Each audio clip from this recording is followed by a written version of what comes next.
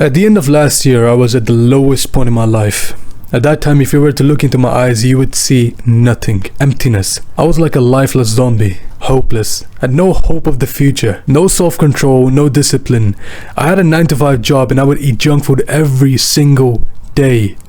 I had all this anxiety and I would try to binge eat my way out of the anxiety, try to distract myself from the destructive thoughts that were in my mind 24/7 that were holding me back.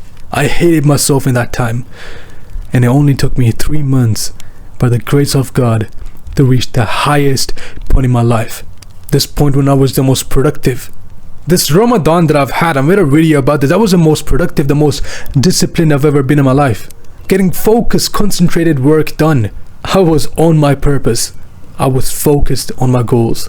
Was developing this amazing connection with Allah, alhamdulillah, making the most progress in the Quran. And I only did it by implementing these 3 simple steps that I'll tell you. Let's get straight into it. Number 1, let go. Let go of people that hold you back. For a year, I was too scared to do this.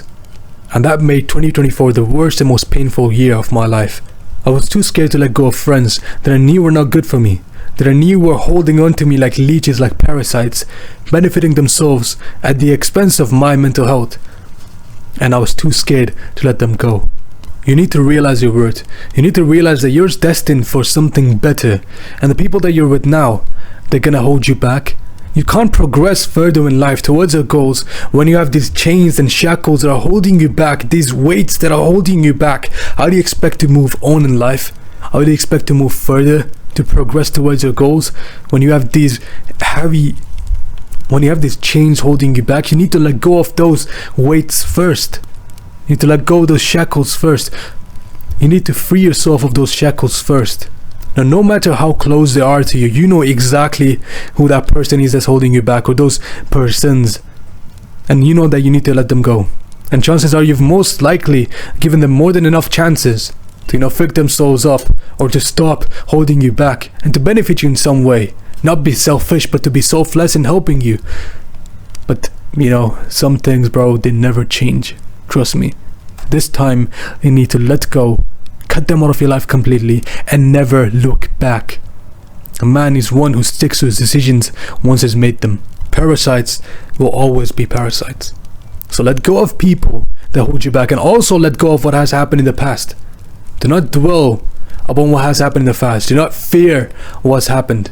Past things that happened, what people said to you. Leave that all in the past. The past is not your concern. You need to focus on the present. Focus on now and drive forward. Don't even focus on the future.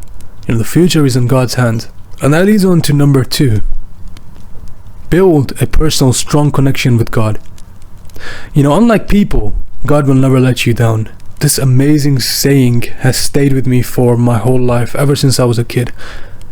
It's that if you've lost everything, but you've gained Allah, then what have you really lost? And if you've gained everything, but you've lost Allah, what have you really gained? Nothing. The Prophet ﷺ, he told us to say, Hasbunallahu wa ni'mal wakil. Whenever you're distressed, say that Allah is sufficient for me, and indeed He is the best disposer of affairs. And put your trust in Allah. So build a connection with the Quran. Read that every single day. Start your day off by reading the Quran. The scholars, great scholars of Islam, they swear by this. They say that if you start your day off with the Quran, you'll have amazing blessings throughout the day. A barakah in your day. You'll get a lot more work done. You'll have a much better day as compared to if you started it without the Quran. And a lot of people, they started off with music. So build a connection with the Quran. Read the Quran with the meaning. If you build this strong connection with Allah, you'll start to believe, subconsciously, that whatever happens to you, if Allah's happy, no matter whoever leaves, you don't care. It doesn't matter to you at all. You've lost nothing if you still have Allah. And correct your 5 prayers. Pray every single prayer on time. So work on your sleep routine so that you can wake up early for Fajr and pray. Because if you correct your 5 prayers, Allah will take out of Because if you correct your 5 daily prayers on time, not only will you have an amazing routine, Okay, not only will you have an amazing structure of your daily life where you can get a lot more work done, where you're less lethargic, your hormones are much better balanced, your circadian rhythm is reset every single morning, and you're less lazy, and you're more active every single day, and you get much more work done. But Allah will also take you out of the distress that you're in. No matter what happens in life, you cannot give up on the Quran or the prayers. Those two fundamentals you must hold on to. Number 3, last but not least, have a high stake goal that motivates you, that pushes you, that puts pressure on you. For me, that was this math exam that I have coming up in May, June, and then this UCAT exam. And these two exams are very important for me to get into medical school. These exams literally decide my future. They decide my next 5 to 10 years, my next decades of life to come, the next trajectory of my life where I'll head to. And so these exams are of high stake.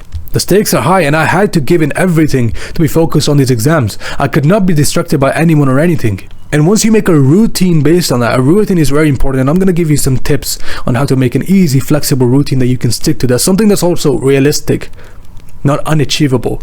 Once I had this routine and I started getting to work towards my goal every single day, I started noticing that these destructive thoughts in my head that used to be there 24/7, they started to get replaced by creative thoughts, by productive thoughts. Thoughts of what I'm going to do next, what content am I going to create next, okay, what to do later on today, how can I improve today, what should I learn today, what should I study today, what am I going to hit in the gym tomorrow, what I'm going to do today.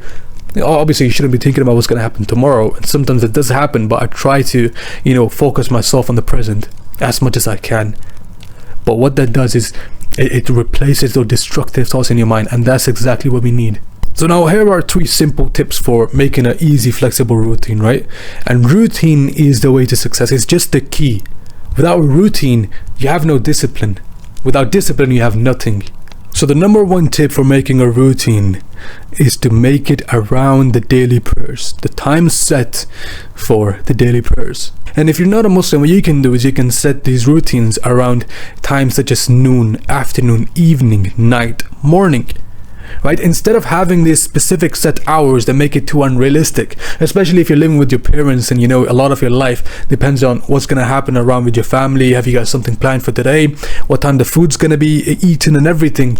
So if you live with your family, you've got school, etc., you need to make something that's flexible, something that's realistic. Let's say, for example, I'm going to do Quran and maths around noon. So around 12 p.m, these 2 things I'm going to do.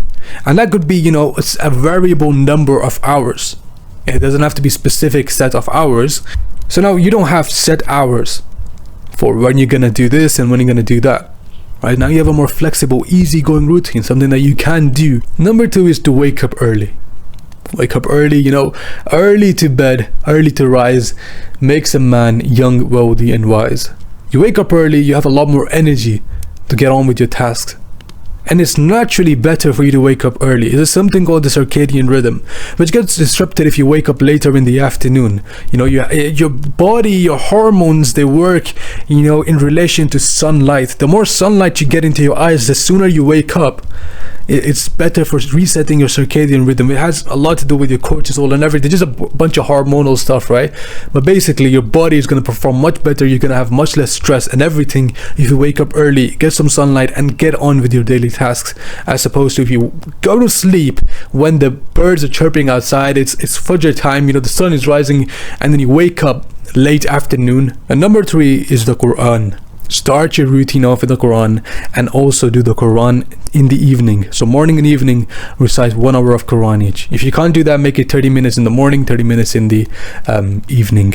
Like I said, bro, stakes are high. There's a high stake goal that's motivating you. You can't let anyone or anything distract you from that. And now, bro, if you feel like you need some assistance with making a routine, it's very difficult for you to make a routine, hang on to a routine. You want some specific advice that's specific to your case, tailored to you. You want help with, let's say, setting goals, or there's a mental health issue that you're facing with, whatever that may be, then the first thing in the description is for you, my friend. One-to-one coaching with me is a door that's open to you if you require any sort of assistance in regards to self-improvement. And just one final note before I leave is that time fixes everything. You just need to trust the process. And with that, take care, bro. Ma'asalam.